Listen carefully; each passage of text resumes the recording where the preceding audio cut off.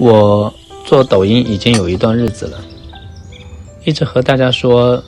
我的手工只是我的一个业余爱好，所以就造成了好多朋友并不知道我实际上是做什么的。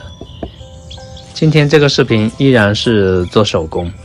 只是这次的手工和平时的不大一样。这个视频分享给大家的内容是我平时工作中必备的一个工具，是做纹身用的针。我入行已经20年了，以前早期的时候用的这种工具都是找厂家买的，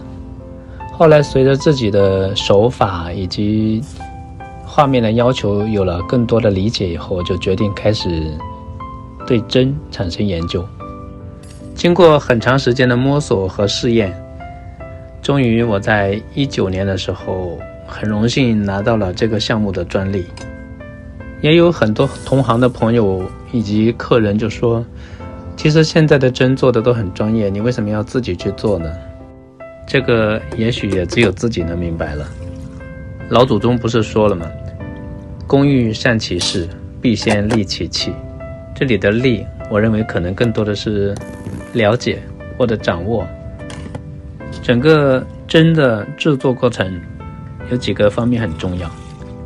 一方面是针尖方面的选择和保护，还有就是焊接的排列的问题。全部完成了以后，消毒就成为重中之重的一个要点。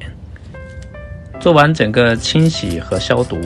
我们就用消毒袋一个一个的把每一根针独立包装，这样后期自己使用起来，第一个很方便，第二个呢很放心。就像我儿子问我说的那样，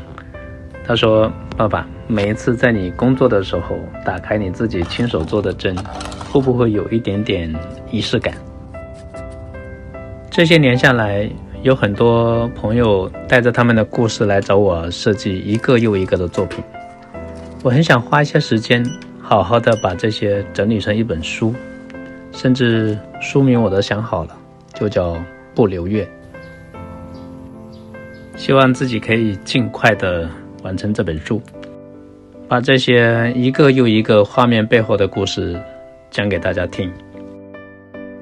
每一次我在作品彻底完成的时候，我会把这个针用焊锡把针尖焊起来，然后装进我自己设计好的一个袋子里，写上完成作品的日期，算是让这个作品更多一份温度和仪式感。我的字虽然写得不好看，但是这是我一份心意，我希望大家能喜欢。